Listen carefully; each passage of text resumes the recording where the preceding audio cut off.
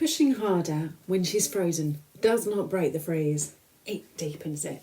And today I'm going to tell you why and what to do instead. So welcome back to The Teen Whisperer, the podcast for mums supporting girls who've shut down, gone quiet and seemingly disappeared behind that closed door. This is a regular conversation I have with mums everywhere. Their daughter is stuck behind a closed door and she cannot reach her. So who am I? I'm Rach Friedley. I am a health play specialist and the person who is going to tell you that what you're seeing right now is not defiance. It's not her being bloody minded and it's not her being a girl, in inverted commas. It isn't manipulation. It isn't her choosing to make your life harder. It's her nervous system doing its job, blinking brilliantly. So here's the reframe that matters the most today. Freeze is not a behaviour. It is a survival response. You cannot correct your way out of it. You cannot reason with it, consequence it, or wait it out by escalation. But you can, with the right approach, be the thing that helps her body feel safe enough to come back. And yes, I'm a mum, so 100% know what it feels like to stand outside that door and not know what to do, whether to knock or walk away, whether to scream or whether to go quiet. The guilt, the fear, the love that has absolutely nowhere to go. So that's exactly what today's episode is about. So let's dive in. You might be noticing that she goes from fine, in inverted commas, to completely shut down in what feels like milliseconds. 1 minute she's there, maybe a little quiet, maybe a bit snappy, and the next she's in her room, door shut, barricading, not responding to you. Or she's sitting right in front of you, but it's like the lights are off. She's not there. She's not engaging. She looks like she just doesn't care.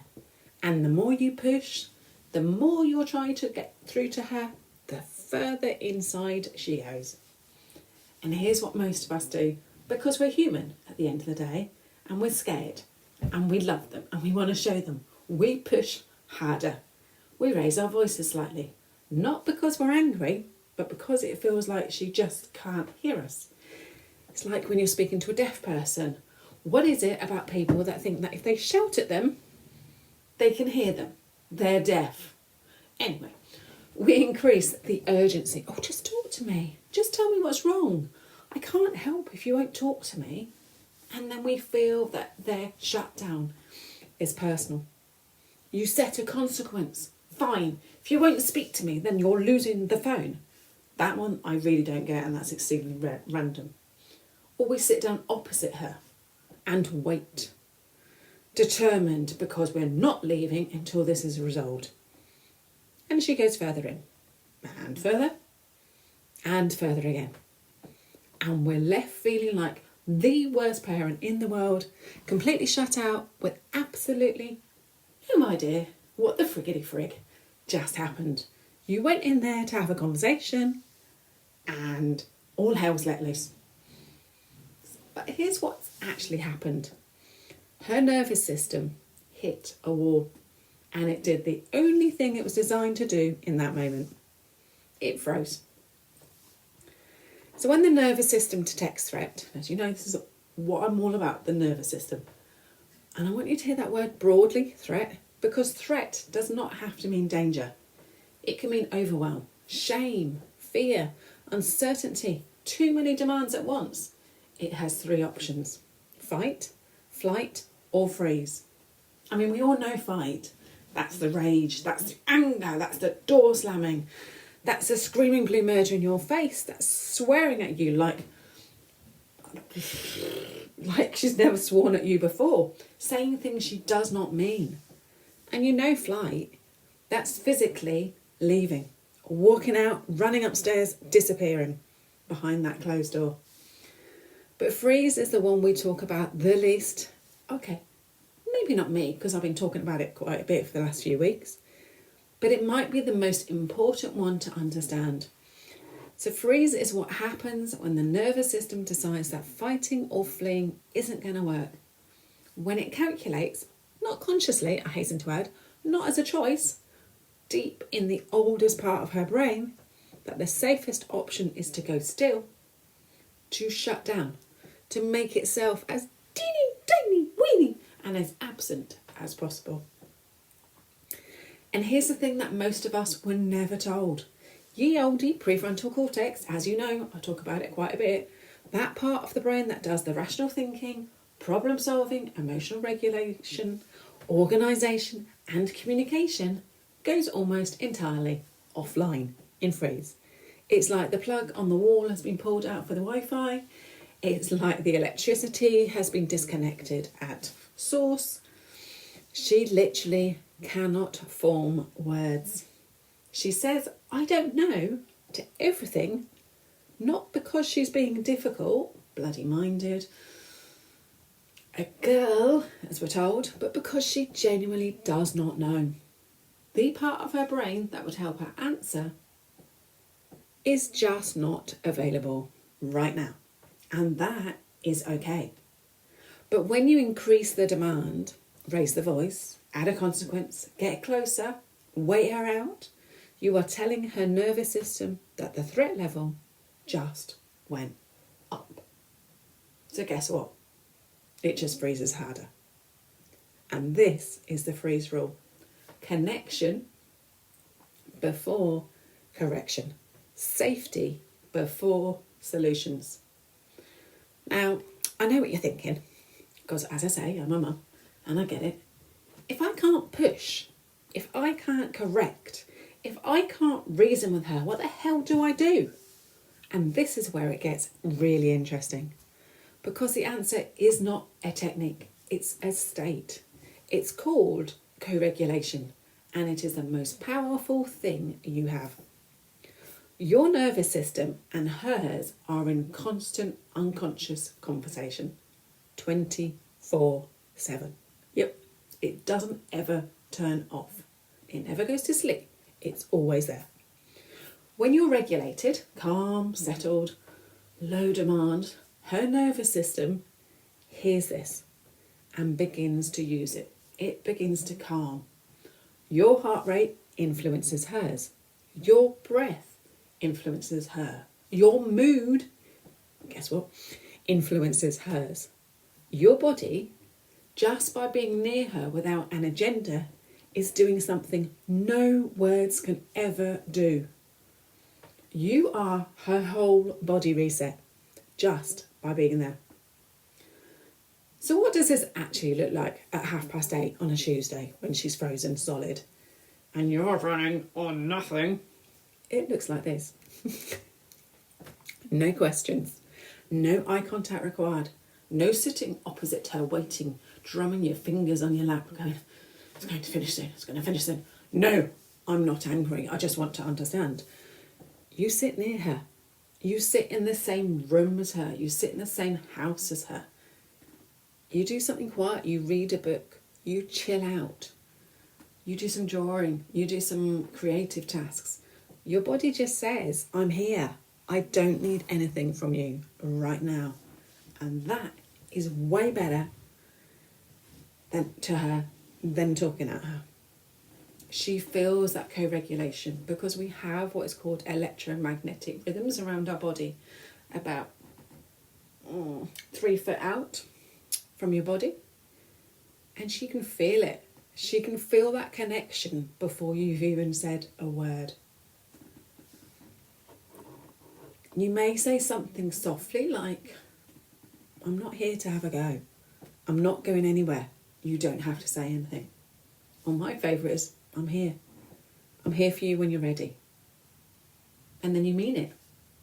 You don't follow up. You don't watch her face for a reaction. You just stay in that space.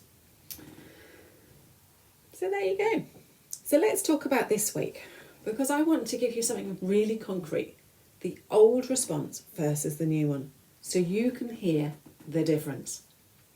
The old response. And I say old with complete compassion, because every single one of us has done this, me included.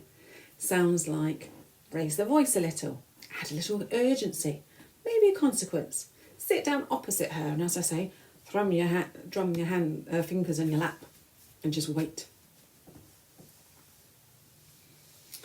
It comes from love, those old responses, but it also comes from fear. And it tells her nervous system the threat just got bigger. So let's change it around a bit. So the new response starts before you even walk through her door. It starts with you. 3 slow breaths. In through your nose and out through your mouth. Put your hand on your chest and your belly and feel your hands rise as you breathe in and lower as you breathe out. So in through your mouth and out through, in through your nose and out through your mouth. Feel that breath go all the way down to the bottom of your lungs. Feel your hands rise as you breathe in through your nose and lower as you breathe out through your mouth. Feel your feet flat on the floor. Get as settled as you can because your nervous system speaks to hers way before you say a single word.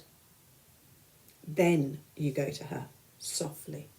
You keep it to 1 sentence. No pressure, no waiting for an answer.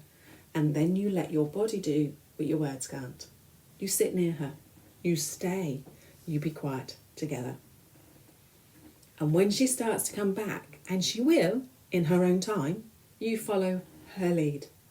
Don't drag her back to what caused the freeze, because that, strange enough, will just put her back in freeze. The real conversation, the one that matters, can happen later, when you're both back, when her prefrontal cortex is online and her nervous system has gone back into rather than where words are actually possible. This one whole body reset thing I want you to try this week. So before you go to her next time, put 1 hand on your chest, 1 hand on your belly, feel your heartbeat. Take those 3 slow breaths. So your hand rises and falls with each one. Then walk to her.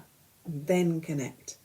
You're not just going to your daughter, you're taking your regulated nervous system to hers. And that, more than anything else you could say, is what actually brings her back. So the sentence I want you to carry this week: connection before correction. Safety before solutions. She doesn't need you to fix it. She needs you to be safe enough that her body decides to come back. And it will. Next week, we're going to talk about movement, specifically why moving stress out of the body is not an option. Why our girls are socialised out of the very thing they need the most, and what the whole body reset looks like when her body finally gets to discharge what it's been carrying. All that shiz. You don't want to miss it.